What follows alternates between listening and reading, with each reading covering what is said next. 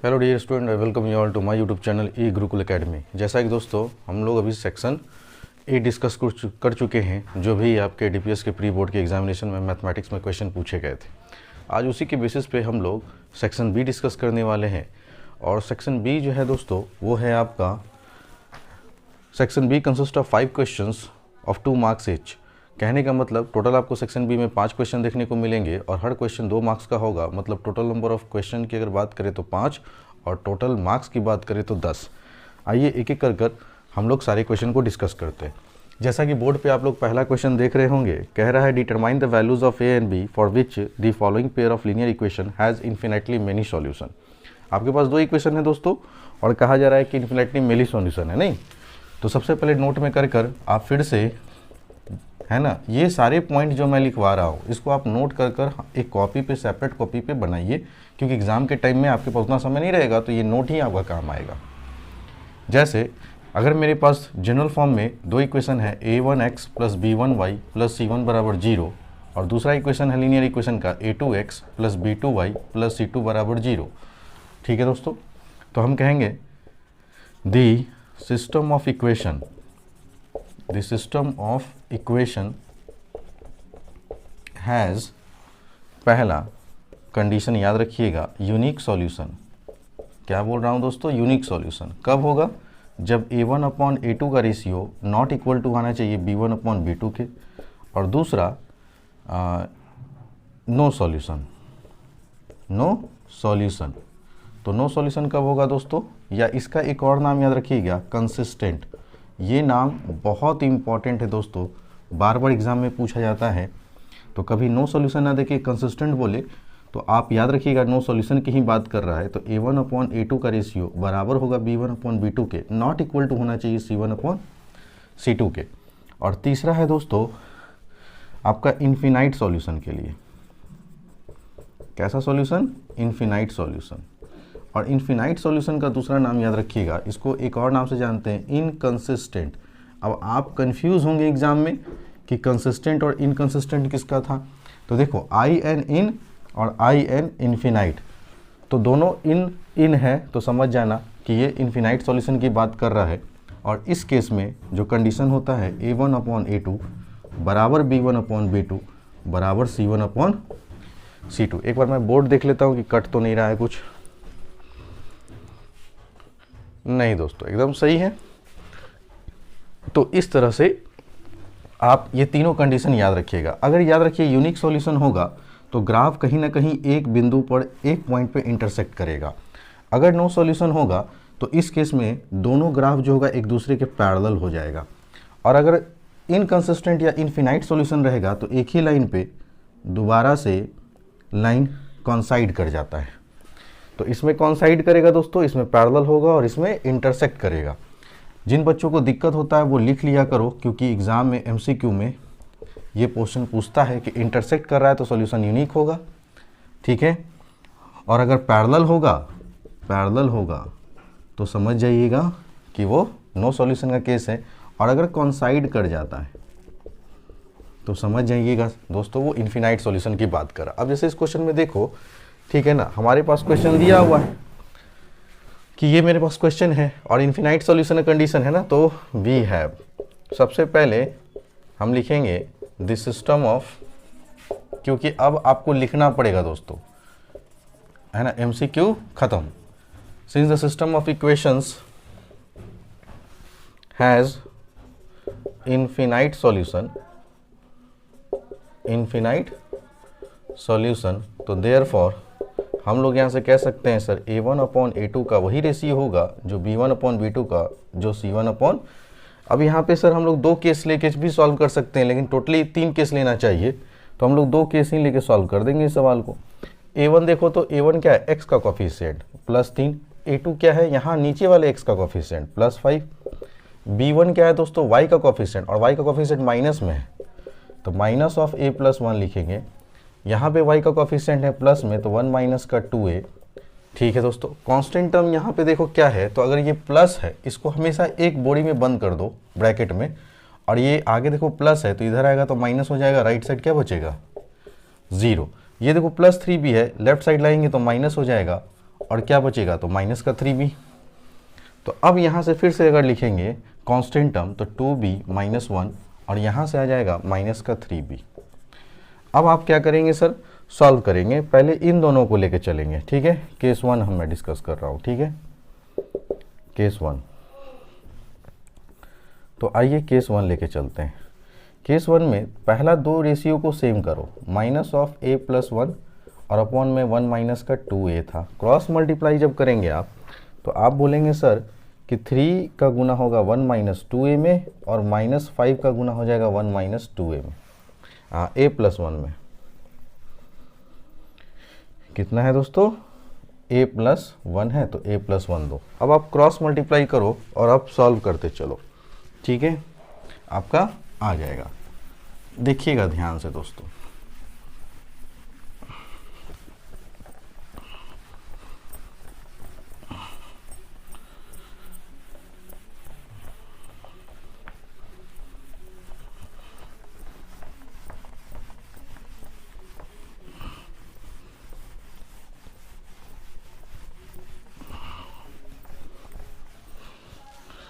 चलिए मल्टीप्लाई कीजिए। तो 3 का जब 1 में गुना होगा तो आप बोलेंगे सर 3, आप क्या बोलेंगे दोस्तों 3 माइनस का 3 2 जा 6a, इधर मल्टीप्लाई करेंगे माइनस 5a और फिर माइनस का 5, माइनस का 6 से रहने दो, माइनस 5a जब इधर आएगा तो प्लस का 5a हो जाएगा और माइनस 5 इधर राइट साइड था, प्लस 3 जब उधर जाएगा तो माइनस का 3 होगा और निगेटिव का वैल्यू बड़ा है, पॉजिटिव का वैल्यू छोटा, इसलिए माइनस में आएगा। 6 में से 5 जाएगा तो एक a बचेगा दोस्तों, दोनों निगेटिव है, काम करो जोड़ने का, सिंबल दो माइनस का, माइनस से माइनस खत्म, तो a का वैल्यू यहाँ से 8 आएगा दोस्तों। तो जिन लड़कों का 8 आया था वो सही थे। नाउ अब हम लोग सर केस 2 डिस्कस करते हैं। केस 2 में हमने क्या करा दोस्तों, है ना, कि 1 को, है ना, इसके साथ कंपेयर करो, 1 को 3 के साथ, क्योंकि ये दोनों लेंदी हो जाएगा। तो हम 3/5, हाँ 3/5 बराबर माइनस ऑफ 2b माइनस 1 और माइनस है 3b। आप बोलेंगे सर माइनस से माइनस पहले कैंसिल कर दीजिए, क्रॉस मल्टीप्लाई करेंगे तो 3 3 जा 9b, 5 का जनक गुना 2 में b में होगा तो 10b और जब माइनस 1 में होगा तो माइनस का 5, तो 9b माइनस का 10b बराबर माइनस का 5, यहाँ से माइनस का b बराबर माइनस का 5, तो यहाँ से b का वैल्यू 5 आएगा दोस्तों। तो आप लास्ट में हैंस करके लिख देंगे कि हैंस a बराबर 8 एंड b बराबर माइनस का 5। ये आपका है ना, a बराबर 8 और b बराबर 5, ये आपका रिक्वायर्ड सॉल्यूशन होगा, ठीक है ना। तो इस तरह से देखा दोस्तों हमने सेक्शन बी के क्वेश्चन नंबर 21 को डिस्कस किया। इसके बाद हम लोग क्वेश्चन नंबर 22 को डिस्कस करेंगे, so please take your time.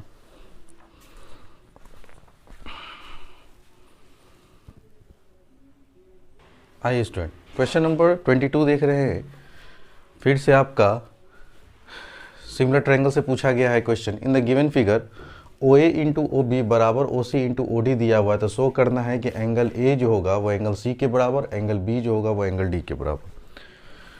ठीक है दोस्तों, अगर हम इन दोनों ट्रायंगल को सिमिलर कर दें तो जब दो ट्रायंगल सिमिलर होता है तो आप क्या पढ़ चुके हैं कि सर साइड प्रोपोर्शनल होता है और साथ साथ में करस्पॉन्डिंग एंगल इक्वल होता है। ऑलरेडी यहाँ पे एक रिलेशन दिया हुआ है साइड्स का, लेकिन आप लोग को दिख नहीं रहा होगा। कभी भी अगर प्रोडक्ट में अगर दो चीज़ बराबर है तो आप क्या करेंगे, किसी एक टर्म को उठा के उधर ले जाएंगे, एक टर्म को इधर लाएंगे। कैसे, आप फिगर को देखकर। तो सबसे पहले जो गिवन है ना उसी से स्टार्ट करो। गिवन में क्या है मेरे पास,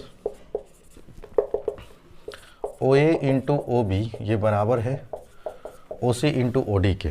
सोचो सर हम OA को रहने दें और OC को इधर लाएं तो कोई दिक्कत, इधर ऑलरेडी OD था, OD रहने दो, ये मल्टीप्लाई में था, इधर आया तो डिवाइड में, क्योंकि जब क्रॉस मल्टीप्लाई करेंगे दोस्तों तो क्या हम ऐसे करके लिख सकते हैं कि नहीं लिख सकते हैं, आप बोलेंगे बिल्कुल। अब देखो तो इस ट्रायंगल में OA जो साइड है, इस ट्रायंगल में OC साइड के प्रोपोर्शनल आ रहा है, और इस ट्रायंगल में जो OD साइड है वो इस ट्रायंगल में OB साइड के प्रोपोर्शनल आ रहा है। तो दो साइड प्रोपोर्शनल जब भी आए तो बस आपको एक एंगल पकड़ना है, और आपको दिख रहा होगा कि यह एंगल इस एंगल के बराबर है कि नहीं, वर्टिकली अपोजिट एंगल से। एंड आप यहाँ बोलेंगे सर एंगल AOD बराबर BOC के। रीज़न क्या लिखेंगे दोस्तों, वर्टिकली अपोजिट एंगल। तो देयरफॉर आप कह सकते हैं कि ट्रायंगल AOD सर सिमिलर हो गया ट्रायंगल BOC के बाई SAS क्राइटेरिया से। अगर दो सर ट्रायंगल सिमिलर हो गया तो हम जानते हैं कि कॉरस्पॉन्डिंग एंगल प्रोपोर्शनल होता है। तो आप डायरेक्ट देखो एंगल A के प्रोपोर्शनल कौन होना चाहिए, एंगल C ना, तो थोड़ा सा इसको COB लिखो। अब देखो तो एंगल A जो है प्रोपोर्शनल है C के और एंगल B जो है वो प्रोपोर्शनल है D के, हैंस प्रूव्ड। तो इतना छोटा सा सवाल था दोस्तों, बताइए, और 2 मार्क्स आपके जेब में आ जाते हैं इस तरह से अगर आपको सॉल्व करते तो, ठीक है ना। तो यहाँ पे आप जो है इस तरह से ज्योमेट्री के सवाल को बहुत आसानी से, बहुत आसान तरीके से सॉल्व कर सकते थे। इसी का एक और क्वेश्चन था और में, वो भी मैं दिखा दूँ आपको, है ना। तो एक बार स्क्रीनशॉट ले लेना। अब देखो क्वेश्चन नंबर इसी का 22 में और में एक और क्वेश्चन आया हुआ था जो कि थेल्स थ्योरम से रिलेटेड था। तो आप चाहे तो ये बना सकते थे जो कि काफ़ी इजी था, और जो लड़का को ये नहीं समझ में आया तो आप नेक्स्ट जो और में था ना वो आप बनाते तो भी आपका बन जाता। दोनों क्वेश्चन आसानी थे, लेकिन अगर आप हमसे पूछेगा सबसे आसान और फास्ट कौन था, तो यही जो मैं आपको करवाया। अब आइए नेक्स्ट क्वेश्चन।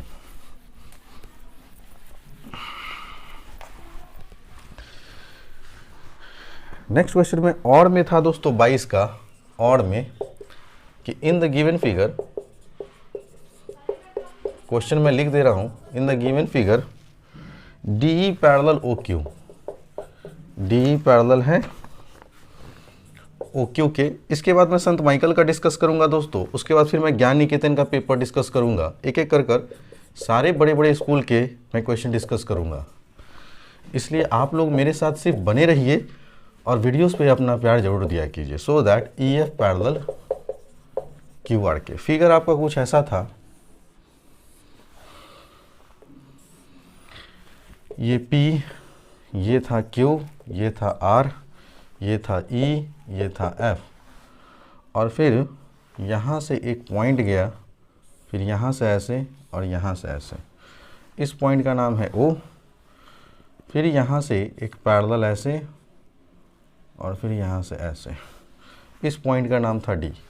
अब जैसे जैसे कहता है दोस्तों वैसे वैसे आप सॉल्व कीजिए, देखिए ये बन जाएगा आराम से। क्वेश्चन में कह रहा है in the given figure DE parallel है OQ को, तो पहले फिगर में दिखाओ DE पैरेलल है OQ को, तो एक पैरेलल लाइन से दिखाए एक एरो से। दूसरा कह रहा है DF पैरेलल है OR के, तो डबल एरो से दिखाओ। तो अगर मैं पूछूं सर कि कुल कितने पैरेलल लाइन है, तो आप बोलेंगे सर 2 पैरेलल लाइन है, एक ये वाला और एक ये वाला, और शो भी करना है क्या चीज़, पैरेलल। तो पूरे थेल्स थ्योरम में मैं 2 ही बात बोलता हूँ, अगर पैरेलल लाइन दिया हो तो हम लोग रेशियो ला सकते हैं बाय थेल्स थ्योरम से, नहीं, और अगर रेशियो दिया हुआ हो तो हम लोग कन्वर्ट से पैरेलल प्रूफ कर सकते हैं। तो अभी आपको बताइए रेशियो प्रूफ करना है या पैरेलल प्रूफ करना है, तो आप बोलेंगे सर अभी फ़िलहाल हमें पैरेलल प्रूफ करना है। अगर पैरेलल प्रूफ करना है तो हम लोग by converse of Thales theorem से प्रूफ कर सकते हैं।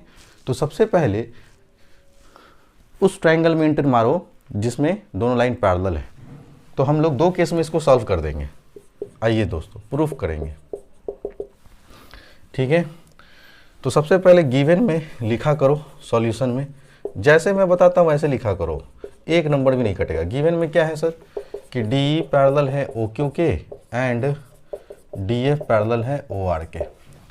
उसके बाद टू प्रूव लिखो कि तुमको प्रूव क्या करना है। प्रूव करना है सर कि EF पैरेलल होगा किसके, DR के, QR के, ठीक है। अब आते हैं दोस्तों प्रूफ में। हमने क्या बोला कि जो पैरेलल लाइन देखो कि ये पैरेलल लाइन किस ट्रायंगल में आ रहा है, तो आप देख रहे हैं कि POQ में आ रहा है, तो आप इन ट्रायंगल POQ में इंटर मारिए, in triangle POQ we have. अब पहले बताओ कौन लाइन किसके पैरेलल, तो आप बोलेंगे सर DE पैरेलल है किसके, OQ के। तो देयरफॉर बाई कौन सा थ्योरम, थेल्स थ्योरम, है ना, वी हैव। अगर थेल्स थ्योरम लगाएंगे दोस्तों तो ध्यान से लगाएंगे कि सर हमारा जो प्रूफ करना है कैसे करेंगे सर, PE अपॉन EQ का वही रेशियो होगा जो PD अपॉन DO का होगा, ठीक है। तो PE अपॉन EQ ये रेशियो बराबर होगा PD और अपॉन डी ओ के। इसको क्या बोल देंगे दोस्तों, इक्वेशन फर्स्ट। ठीक है, अब दूसरा जो पैरेलल लाइन है वो D F parallel O R के, जो किस ट्रायंगल में आ रहा है, पी ओ आर में। तो इन ट्रायंगल नाउ करके लिखोगे, in triangle P O R we have. अब बताएंगे सर कौन लाइन किसके पैरेलल, तो आप बोलेंगे सर डी एफ जो है वो पैरेलल दिया हुआ है ओ आर के। तो फिर से लगाओ, therefore by Thales theorem we have, हम क्या बोलेंगे सर कि P F upon F R. अब याद रखना जो कॉमन साइड रेशियो होगा उसको एक तरफ लिखना। देखो P D upon D O, यहाँ भी देखो P D upon D O, तो ये राइट साइड आ रहा है तो आप राइट साइड पहले ही चिपका दो, P D upon D O, और फिर इधर P F upon F R. ऐसा इसलिए कहता हूँ दोस्तों ताकि आपको साफ साफ दिखे कि सर दोनों का R H S part equal है तो दोनों का L H S part equal होगा।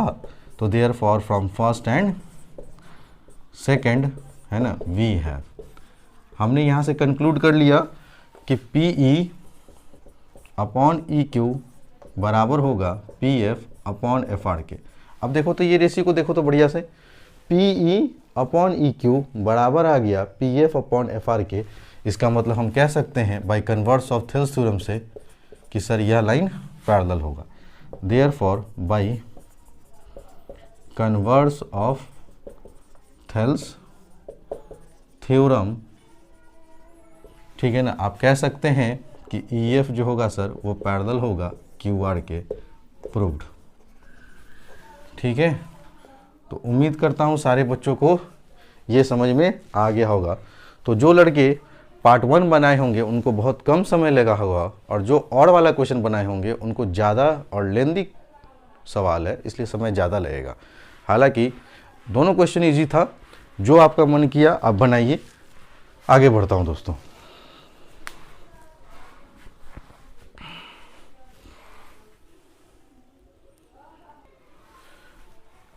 आइए दोस्तों, जैसा कि आप लोग बोर्ड पे क्वेश्चन देख रहे हैं, this question belongs once again from circle chapter. और मैं बार बार कहता हूँ और जहाँ जहाँ मैं पढ़ाता हूँ वहाँ एक ही बात कहता हूँ कि देखो ये क्वेश्चन एग्जामिनर का मोस्ट फेवरेट क्वेश्चन है, जहाँ पे आपको एक थ्योरी हमेशा याद रखना है जिस पे न्यूमेरिकल है ना, न्यूमेरल्स देकर आपसे क्वेश्चन डायरेक्ट पूछा जाएगा, और वो यही थ्योरम है। ये थ्योरम है दोस्तों कि अगर कोई सर्किल को है ना कोई सम क्वाड्रेटर सबस्क्राइब करता है, क्या करता है दोस्तों, सम सर्कमस्क्राइब करता है, तो A B plus C D का सम ये बराबर होगा A D plus B C के सम के। ठीक है, तो क्वेश्चन आपका यही था कि quadrilateral A B C D is drawn to circumscribe a circle shown in the figure, तो prove that A B plus C D बराबर होगा A D plus B C के। अभी क्वेश्चन जब आया होगा तो मैक्सिमम अगर देखा जाए तो 70% लड़के इस क्वेश्चन को छोड़ दिए होंगे, और इसके ऑप्शन में और करके कोई क्वेश्चन अदर क्वेश्चन था भी नहीं। ठीक है, और ये बहुत ईजी है, बहुत ईजी। देखो थ्योरम क्या कहता है, कभी भी याद रखना, किसी भी सर्किल से एक्सटर्नल पॉइंट से अगर टेंजेंट खींचे जाते हैं तो दोनों टेंजेंट का लेंथ ऑलवेज इक्वल होता है। ठीक है, तो आप ये देखो कि इस तरह का भी से फिगर कहीं बन रहा है क्या, जहाँ जहाँ बन रहा है length of tangents drawn from external point of a circle are always equal. ये मारो थ्योरम और बस अपने आप बनता चला जाएगा। तो ठीक है दोस्तों, है ना, हम लोग प्रूफ में चलते हैं डायरेक्ट, सॉल्यूशन। ठीक है, अच्छा इससे पहले तुम लिख लो कि टू प्रूफ क्या करना है थोड़ा सा, है ना। तो टू प्रूफ करना है सर हमें A B plus C D बराबर होना चाहिए A D plus B C के। अब आते हैं सर प्रूफ में। आइए दोस्तों समझिए ध्यान से। सबसे पहले आप देखिए तो क्या ए डी आर और डी एस बराबर होगा टेंजेंट ड्रॉन फ्रॉम डी, है कि नहीं दोस्तों। डी एस डी आर के बराबर, एक्सटर्नल पॉइंट डी से दो टेंजेंट ड्रॉ किया गया, एक डी आर और एक डी एस। उसी तरह से एक्सटर्नल पॉइंट ए से दो टेंजेंट ड्रॉ किया गया, ए एस और ए पी। उल्टा भी देखना है दोस्तों, बस उल्टा भी जिसको देखने आ गया काम खत्म। यहाँ से सर एक्सटर्नल पॉइंट बी से पी बी बराबर B Q, external point C से है ना ये बराबर ये होगा कि नहीं होगा दोस्तों। आप बोलेंगे बिल्कुल सर, बस यही करना था। तो ये थ्योरम लिखते हैं, we know that lengths of, एकदम तेजी से लिखो दोस्तों ये सब, टेंजेंट्स है ना, drawn from an external point of a circle are equal. तो देयरफॉर हम लोग सबसे पहले बोलेंगे सर डी आर जो होगा वो डी एस के बराबर होगा। इसको हमने कह दिया फर्स्ट, और यहाँ ब्रैकेट में लिखेंगे टेंजेंट्स फ्रॉम डी। इसी तरह से डी आर डी एस के बराबर हुआ दोस्तों। उसी तरह से आप बोलेंगे सर, हाँ अब देखो एक चीज़ और कोशिश करना कि जैसे से पहले रैंडमली करते चलो, आर सी बराबर, फिर उसके बाद मैं सिखाऊंगा आर सी बराबर सी क्यू क्या होगा, है ना, हमको नहीं मालूम सर, लेकिन हमको इतना आप बताएं कि टेंजेंट्स एक्सटर्नल पॉइंट से इक्वल करते चलेंगे, इसको सेकंड मान लेंगे। उसके बाद ए एस ये बराबर होगा किसके, ए पी के, थर्ड बोलेंगे इसको दोस्तों, और यहाँ लिखेंगे टेंजेंट्स फ्रॉम ए से। और ठीक इसी तरह से पी बी ये बराबर होगा बी क्यू के, ये हो गया फोर्थ नंबर, और आप बोलेंगे सर टेंजेंट्स फ्रॉम बी। आपने ऐसा लिख दिया, बहुत बढ़िया। अब लेकिन ऐसे लिखने से हमें क्या मालूम कि सर जरूरी थोड़ी ना है कि डी एस राइट साइड ही होगा, डी एस लेफ्ट साइड भी हो सकता है। यहाँ जरूरी थोड़ी ना है कि आर सी लेफ्ट साइड होगा, आर सी राइट साइड भी हो सकता है। ये हमको कैसे पता चलेगा? तुम पहले रैंडमली ऐसे लिख लिया करो, उसके बाद इस पे आओ। ए बी कौन है दोस्तों, ये है नहीं, और ए बी कैसे मिलेगा जब ए पी और पी बी एक तरफ होना चाहिए। तो यहाँ देखो तो ए पी राइट साइड है और पी बी क्या लिख दिए हो, लेफ्ट साइड लिख दिए हो। अरे बात समझते हो कि नहीं?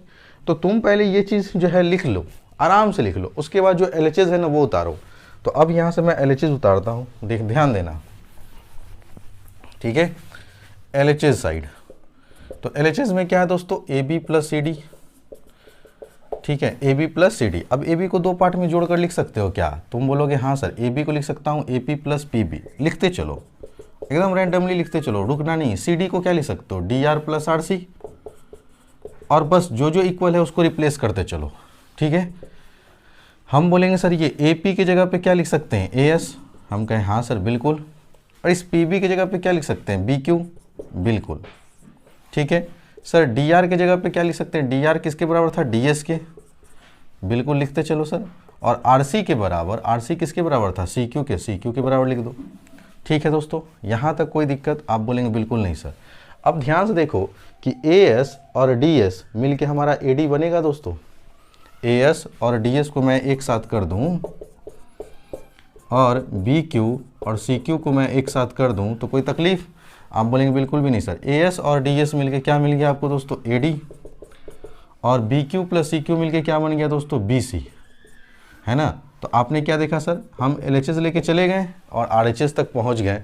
इसका मतलब हैंस प्रूव्ड, हैंस प्रूव्ड। सोचो कितना आसान क्वेश्चन था, ठीक है ना। तो कभी भी आज के बाद से सर्किल का कोई भी क्वेश्चन आए और एक्सटर्नल पॉइंट मतलब उल्टा भी दिखे तो वहाँ पे एक ही थ्योरम आएगा, किसी भी एक्सटर्नल पॉइंट से किसी भी सर्किल पे जो दोनों टेंजेंट ड्रॉन होता है वो दोनों टेंजेंट की लंबाई आपस में बराबर होती है, ठीक है। और धड़ल्ले से करते चलो कि ये टेंजेंट डी से था, ये सी से था, ये ए से था, ये बी से था, ऑटोमेटिकली आ जाएगा दोस्तों। उम्मीद करता हूँ सारे बच्चों को समझ में आ रहा होगा। So please take your time.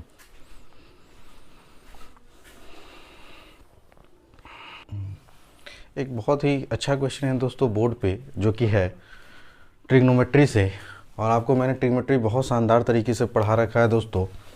लेकिन होता है क्या ना कि जब सब्सक्राइबर कम होते हैं तो लोगों को देख लगता है कि अरे क्या पढ़ा रहे, क्या नहीं पढ़ा रहे, कैसा चैनल है, सर में दम है कि नहीं।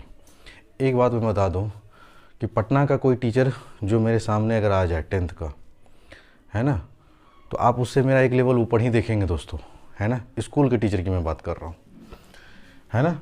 इसलिए आप ये मत देखिए कि सर सब्सक्राइबर कम है, आप अपने कंटेंट से, आप अपने टीचर पे फोकस कीजिए कि जो पढ़ा रहा है उस इंसान में दम है या नहीं।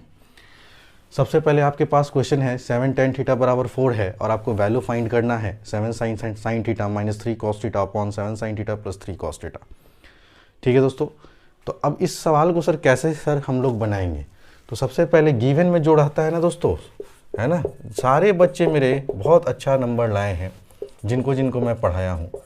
ठीक है ना। तो यहाँ से tan थीटा का वैल्यू निकालोगे तो क्या आएगा 4/7। और tan थीटा क्या होता है दोस्तों p/b, क्या नहीं मालूम है, h नहीं मालूम है। और हाइपोटेनस क्या होता है दोस्तों p² प्लस b²। परपेंडिकुलर का 4 का स्क्वायर करो, 7 का स्क्वायर करो, 4 का स्क्वायर बोलोगे 16, 7 का स्क्वायर बोलोगे 49। यहाँ देखो 9 6 15 हो गया, 4 1 5 65 हो गया। तो हम कहेंगे सर इसका इतना यूनिट आया हाइपोटेनस का वैल्यू, क्योंकि ये परफेक्ट स्क्वायर है नहीं दोस्तों। ठीक है, 4 का स्क्वायर 16, 7 का स्क्वायर 49, 9 6 15, 4 1 5 1 6 65 आ गया। अब जो वैल्यू आपको निकालना है ना वो लिखिए वैल्यू पहले। तो वी हैव, क्या है मेरे पास रिलेशन, फाइंड जो करना है हमें 7 sin theta minus 3 cos theta, ये बराबर लाना है दोस्तों, है ना। 7 sin थीटा और प्लस का 3 cos थीटा। यहाँ पे आओ, 7 sin थीटा कितना है दोस्तों, sin थीटा होगा p/h, परपेंडिकुलर देखो 4 है और हाइपोटेनस अभी निकाले हो √65 माइनस 3 cos थीटा क्या होता है दोस्तों, बेस अपॉन हाइपोटेनस, बेस यहाँ पे 7 है और रूट के अंदर 65। फिर से लिख दो, नीचे में आ जाओ, 7 इंटू फिर sin थीटा तो p/h, इसी को उतारो, बस माइनस की जगह इस बार क्या होने वाला है प्लस। तो 3 इंटू 7 अपॉन में कितना आ जाएगा दोस्तों √65। सबसे पहले आप ऊपर का एलसीएम लोगे तो आप बोलेंगे सर √65 हो जाएगा एलसीएम, और 7 4 जा 28 माइनस 7 3 जा 21। नीचे में एलसीएम लोगे तो फिर से बोलोगे सर √65 हो जाएगा, फिर से एलसीएम, और 7 4 जा 28 और प्लस का हो जाएगा 21। √65 से √65 कट जाएगा। दूसरा से हमेशा चौथा कटता है, पहला से हमेशा तीसरा कटता है, मैंने बता रखा है। 8 में से 1 गया, 7 बचेगा सर। नीचे में देखो तो जोड़ो, 8 1 9, तो ये कटा और फिर से आंसर आ गया 1/7। देखो कितना मस्त है। ऐसा नहीं है कि जो बोर्ड हो या प्री बोर्ड हो काफ़ी टफ होते हैं। जो लड़का पढ़ा, ढंग से पढ़ा होगा, उसके लिए प्री बोर्ड हो चाहे बोर्ड हो सब एक है दोस्तों। लेकिन जो फाकी मारा, जो गैप किया, वो सब फंसेगा, वो सब का नंबर उतना अच्छा नहीं आ पाता है। इसलिए मेहनत करो, बार बार कह रहा हूँ, अभी भी 1 से 1.5 महीना बाकी है। अगर आप ढंग से मेहनत कर देते हैं तो आपका एग्ज़ाम बहुत अच्छा जाएगा। जितना हो सके मल्टीपल टाइम्स आप रिवीजन कीजिए। कुछ क्वेश्चन देख रहे होंगे कि सर कुछ क्वेश्चन टाइम टेकिंग था सेक्शन बी में, तो दूसरी तरफ कुछ क्वेश्चन टाइम टेकिंग नहीं था। तो एग्जामिनर ऐसा ही क्वेश्चन सेट करेगा जिसमें कुछ ना कुछ टाइम आपसे लेगा, तो कहीं ना कुछ आपका टाइम ज़रूर बचाएगा। ये भी बात याद रखिएगा। इसलिए मैं कहता हूँ कि ढंग से पढ़ो, मेहनत करो, रिवीजन कंटिन्यू करो, और मेरे वीडियोस के प्लेलिस्ट में जाओ। जो भी चैप्टर अभी तक नहीं तुमको लगता है कि डाउट है, उसको वहाँ से पढ़ो। ये मत देखो कि हम उधर पढ़े इधर पढ़े, आप मेरे से फोकस कर पढ़ते चले। बहुत अच्छा पढ़ा रखा है, और आने वाले समय में मैं कार्बन कंपाउंड्स भी लेकर आऊँगा, सब कुछ पढ़ा दूंगा, क्योंकि इस साल मैं लास्ट पढ़ा रहा हूँ आप लोग को। ठीक है,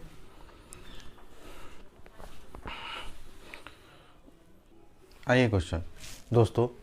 अब जो है वो क्वेश्चन नंबर है 25, जो कि सेक्शन बी का लास्ट क्वेश्चन है। यहाँ पर भी आपको 2 चॉइसेस दिए गए थे, या तो ये ऊपर वाला बनाइए या तो नीचे वाला बनाइए। आप हमसे अगर राय मशवरा लेंगे तो हम कहेंगे सर ऊपर वाला क्वेश्चन काफ़ी इजी था, कम समय लगता, नीचे वाला में थोड़ा ज़्यादा समय लगता। अब आइए ऊपर वाले को पहले समझाता हूँ, उसके बाद फिर आपको नीचे वाला भी समझा दूंगा। कहा जा रहा है कि perimeter of a semi circular protector. Semi circular, अरे भाई सेमी सर्कुलर कैसा होता है, हाफ सर्किल, ठीक है ना। आप वो जानते हैं कि सर इसका सरकमफ्रेंस πr, और यहाँ से यहाँ तक क्या होता है दोस्तों 2r, क्योंकि डायमीटर बराबर क्या होता है दोस्तों 2r ही तो होता है, ठीक है ना। तो हमको बोला गया सर पेरीमीटर, तो पेरीमीटर मतलब लेंथ ऑफ बाउंड्री, ठीक है। तो ये सरकमफ्रेंस वाला जो हो गया, कंप्लीट सर्किल का सरकमफ्रेंस होता है 2πr। सेमी सर्किल का बोलेगा तो 2πr को 2 से डिवाइड करोगे तो ऊपर वाला रिंग वाला जो स्ट्रक्चर है वो πr आएगा पेरीमीटर, और यहाँ पे पूरा डायमीटर होता है ना सर्किल का, है ना। तो ये हो गया 2r, क्योंकि r इधर, बोलो टोटल इधर कितना हो गया डायमीटर, तो 2r। तो 2r प्लस πr, ये पूरे इस कंप्लीट सेमी सर्कुलर प्रोटेक्टर का पेरीमीटर हुआ। तो सिंस यहाँ लिखेंगे सॉल्यूशन में मेरे साथ साथ, sir perimeter of semi circular protector बराबर, यहाँ से लिखते हैं आप लोग πr प्लस 2r। क्या कॉमन है दोस्तों, r कॉमन है, तो यहाँ हो जाएगा पाई प्लस 2। अब आप वैल्यू पुट कर दो। क्वेश्चन के according perimeter semi circular protector का दिया हुआ 108, तो आप यहाँ पे 108 सेंटीमीटर लिखो, 108 सेंटीमीटर लिखते चलो। रेडियस निकालना है, find the diameter of the protractor. तो रेडियस निकल जाएगा तो डायमीटर निकल जाएगा। पाई का वैल्यू हम लोग कितना लेंगे दोस्तों, 22/7 प्लस का 2/1। अब आराम से सॉल्व करेंगे। 108 बराबर r इंटू एलसीएम ले लिया 7, यहाँ 22, 7 दूनी 14, 7 और में कटेगा, 7 को 2 से मल्टीप्लाई करेंगे तो 14 आएगा। अब आप बोलेंगे सर इधर था मेरा 108, इधर रेडियस इंटू 4 2 6, 36/7, ठीक है। और अगर किसी लड़का को टेबल याद है तो 36 का 3 गुना ही 108 होता है, 6 3 18, 3 3 9 1 10, तो हम कहेंगे सर 3 बार में कट गया, देयरफॉर रेडियस कितना आ गया दोस्तों, 21 सेंटीमीटर। कोई दिक्कत है? आप बोलेंगे बिल्कुल भी नहीं सर, है ना, देख लो ध्यान से भाई, है ना, कोई दिक्कत। अब अगर रेडियस निकल गया तो डायमीटर निकालना था दोस्तों, तो डायमीटर क्या था, 2 टाइम्स रेडियस के कर देते हैं, तो 2 इंटू 21 दैट इज़ 42 सेंटीमीटर इस सवाल का परफेक्ट आंसर था। उम्मीद करता हूँ सारे बच्चों को ये सवाल समझ में आ गया होगा। अब इसका सेकंड पार्ट को देखते हैं दोस्तों। सो आप लोग स्क्रीनशॉट ले लीजिए, ठीक है।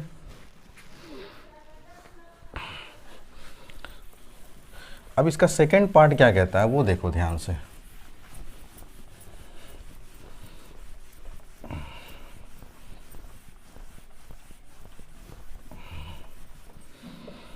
स्पीड एकदम मेंटेन रखना दोस्तों, सैंपल पेपर खूब प्रैक्टिस करो घर पर, और नहीं तो फिर मैं करवा रहा हूँ धीरे धीरे एक एक कर, है ना। 23 तारीख के बाद मैं कंटिन्यू आपको सैंपल पेपर यही करवाऊँगा, इसलिए आपको कहीं इधर उधर जाने की ज़रूरत नहीं है। बस जितना हो सके हर दिन आप कोई एक पर्टिकुलर चैप्टर का मेरे वीडियो से रिवीजन कर लें, जो भी मैं पढ़ाया हूँ। क्वेश्चन है find the area of sector of a circle जिसका रेडियस 4 सेंटीमीटर है and of angle 30 degree, also find the area of the corresponding major sector. तो इसमें तुमको माइनर सेक्टर भी निकालना है, मेजर सेक्टर भी निकालना है। आओ भाई फिगर ड्रॉ करते हैं, ठीक है। ये है सर्किल का मान लो सेंटर, ये एंगल दिया हुआ है 30 डिग्री है, रेडियस कितना दिया हुआ था दोस्तों, रेडियस है 4 सेंटीमीटर, ठीक है। तो ये ए और ये हमने बोल दिया बी। आपको इस सेक्टर का एरिया चाहिए, क्या चाहिए, एरिया। तो फॉर्मूला याद रखो, काम खत्म। सॉल्यूशन करोगे मेरे साथ साथ। Sir area of the sector का हमने फॉर्मूला पढ़ चुका है, पाई r स्क्वायर थीटा, और अपॉन में होता है दोस्तों 360 डिग्री।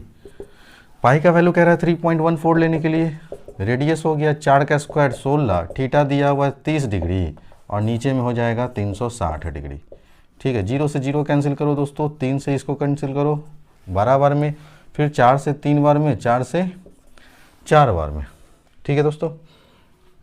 अब आप गुना कर लो, तो बोलेंगे सर 4 चौके 16, हाथ में 1 चढ़का 4 और 1 5, और फिर 4 तिये 12।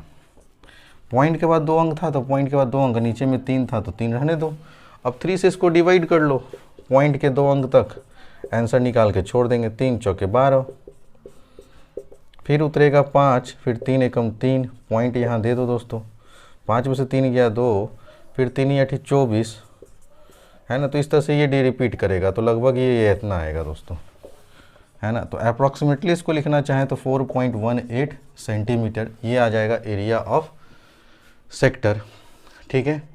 अब हमको एरिया ऑल्सो निकालना है corresponding to the major sector. अब मेजर सेक्टर का एरिया निकालने के लिए क्या करेंगे दोस्तों, इस कंप्लीट सर्किल के एरिया में से ये शेडेड एरिया निकाल देंगे, तो जो बच गया ये मेजर सेक्टर का एरिया बच गया, ठीक है दोस्तों।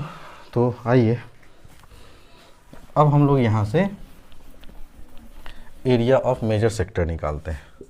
Now area of the major sector, ठीक है दोस्तों, जिसका नाम हो जाएगा AOBCA। तो आप बोलेंगे सर सर्किल के एरिया में से इस सेक्टर का एरिया घटा देना है 4.18। अब सर्किल का एरिया के लिए 3.14, रेडियस हो गया 16 माइनस 4.18, आर का स्क्वायर करोगे ना तो 16 आएगा। अब सर 314 को पहले 16 से सर गुना करो, 4 छक 24, 2 चौका 6 6 2 8, 6 3 18, 4 1 3, 4 8 4 12, 8 1 9 1 10, ठीक है, 4 1 5। तो ये आएगा दोस्तों है ना 50.25, तो हम इसको लिखेंगे सर 50.24 माइनस में 4.18। और अब घटा दो दोस्तों 50.24 में से 50.24 में से घटाना है आपको 4.18। 14 में से 8 गया 6, 1 में से 1 गया 0, 10 में से 4 गया 6 और फिर यहाँ आ गया 4। तो इसका आंसर फाइनली आता दोस्तों 46.06 सेंटीमीटर स्क्वायर। उम्मीद करता हूँ सारे बच्चों को समझ में आ गया होगा। तो आपने देखा दोस्तों, हमने सेक्शन बी पूरा का पूरा कंप्लीट कवर कर दिया। 5 क्वेश्चन थे, हर क्वेश्चन 2 मार्क्स का था। आपको एक्सप्लेन करना पड़ता है हमें, इस वजह से समझाने में इतना टाइम लगता है। नहीं तो बहुत सारे ऐसे बच्चे होंगे जो कमज़ोर होंगे, अगर मैं फास्ट चलूँगा तो शायद वो मेरी बातों को ना पकड़ पाए। अगले क्लास में मैं फिर से आप लोग के लिए आऊँगा और सेक्शन सी जिसमें क्वेश्चन की संख्या कितनी है वो मैं बता दूँ, 1 2 3 4 5 6 और कर टोटल हो जाता है दोस्तों 8 क्वेश्चन। तो अगले क्लास में हम लोग दोस्तों सेक्शन सी डिस्कस करेंगे। उम्मीद करता हूं कि आप सारे बच्चों को समझ में आ रहा होगा। सो जो भी अभी तक वीडियो नहीं देखे हैं, आप मेरे प्लेलिस्ट में जाएं। चैनल पे नए हैं तो चैनल को सब्सक्राइब ज़रूर कर दें। और हाँ दोस्तों, वीडियोस पे आप अपना सपोर्ट ज़रूर दें, लाइक करें, शेयर करें अपने दोस्तों के साथ और ई गुरुकुल एकेडमी से जुड़ने का कोशिश करें, ठीक है ना। आने वाले समय में मैं आपको इतनी खूबसूरत से आपको करवा दूंगा तैयारी कि आप भी कहेंगे सर कि 1 महीना में कोई बोर्ड का या प्री बोर्ड का कैसे कोई टीचर तैयारी करवाता है, वो आप लोग को मैं लाइव दिखा दूंगा। थैंक्स फॉर वॉचिंग दोस्तों, मिलते हैं अगले क्लास में।